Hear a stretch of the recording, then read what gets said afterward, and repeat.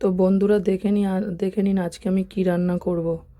মাছের সিলেবার কাপ মাছের ঝাল। এখানে মাছ আছে, এখানে আদা রসুন একটু বেটে নেব।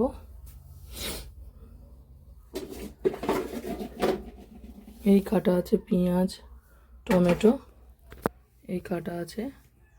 আমি আজকে রান্নাটা করব মাছের ঝাল, সিলেবার কাপ মাছের পেঁয়াজ টমেটো দিয়ে ঝাল। তো আমি কড়াইটা বসিয়ে দিয়েছি, কড়াইতে গ্যাসটা জ্বেলে দিয়েছি, কড়াইটা গরম হবে। গরম হওয়ার জন্য কড়াইটা বসিয়ে দিয়েছি মাছটা ভাজার জন্য। তো কড়াইতে তেল দিয়ে দিলাম, আপনারাও পরিমাণ মতো তেল দেবেন মাছটা ভাজার জন্য। মাছটা এখানে আছে, নুন হলুদ মাখিয়ে নিয়েছি ভালো করে মাছটাকে।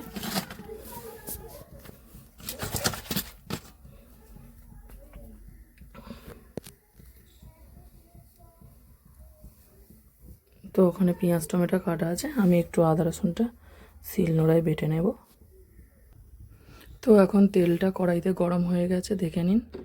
একটু আস্তে করে দিলাম। এবার মাছগুলো একটু তেলটা একটু ভালো করে এরকম একটু ভালো করে নাড়িয়ে নেবেন। নিয়ে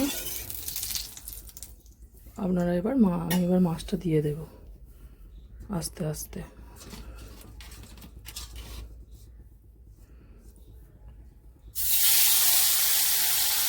একটা করে আস্তে আস্তে মাছটা দিয়ে দেবো।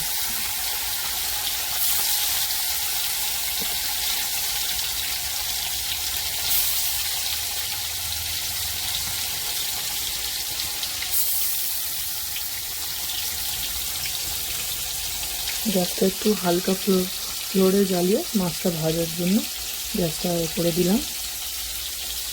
বেশি জোরে দিলে মাছ পুড়ে যাবে, তো হালকা করে গ্যাসটা দিয়ে দিলাম।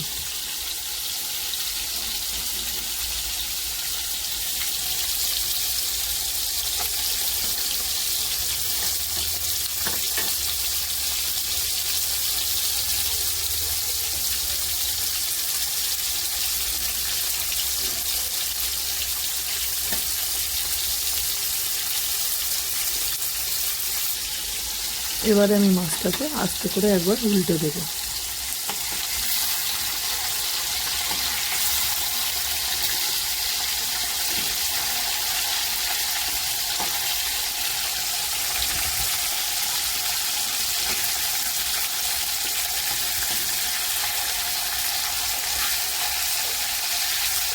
মাছটা যাতে আস্তে আস্তে উল্টাতে হয় সেরকমই করতে হবে, কেননা এই মাছ একটু উল্টাতে গেলেই হালকা করে ধরে উল্টাতে হবে, না তো একটু করে উল্টাতে গেলে মাছটা ভেঙে যাবে,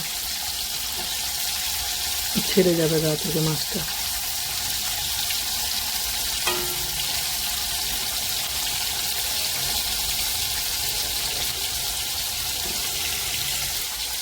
তো মাছটা আবার আর এক পিঠ উল্টাবো।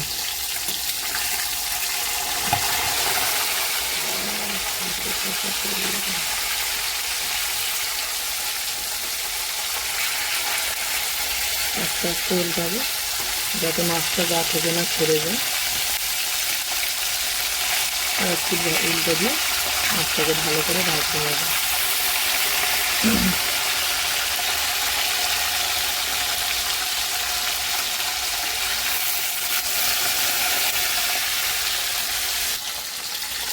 তো আবার মাছটা আর একটু উল্টে দেবো হালকা করে।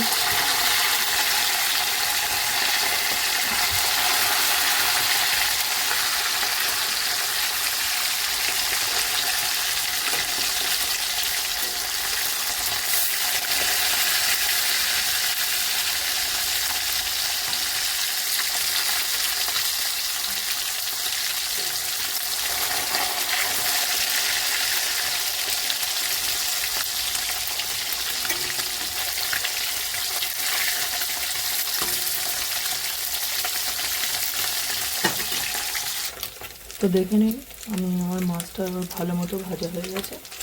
তো আমি এবার মাছটা একটা ভালো জায়গায় তুলে নেব আস্তে আস্তে একটা করে।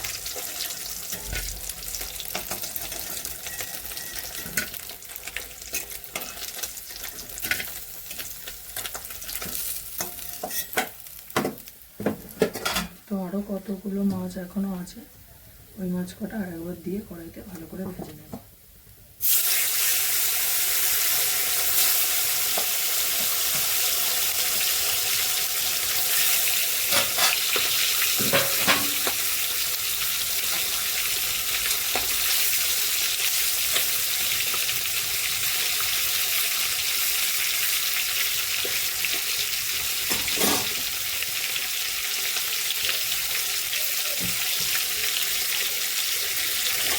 তো মাছটাকে আমি একবার এপিটা উল্টে দেবো আস্তে করে।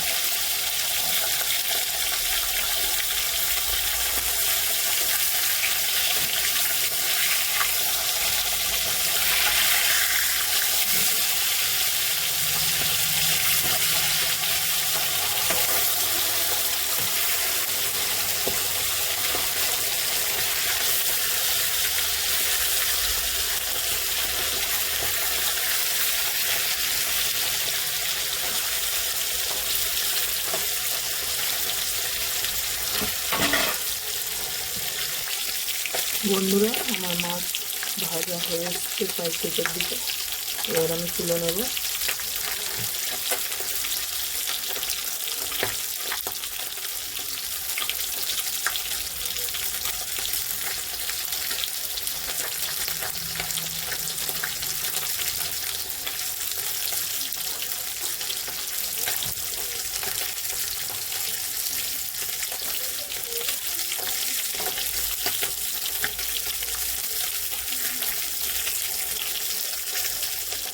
মাছটা ভাজা হয়ে গেছে পুরো। এবার আমি আস্তে করে তুলে নেব।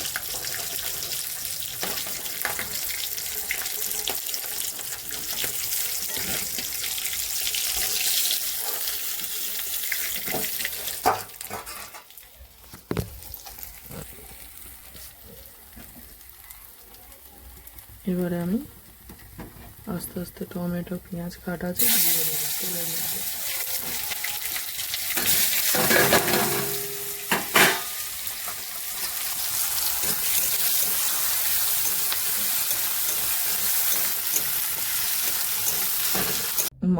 মাছের ঝালটা, সিলভার কাপ মাছের ঝালটা পুরো রেডি। আমি নামিয়ে নিলাম।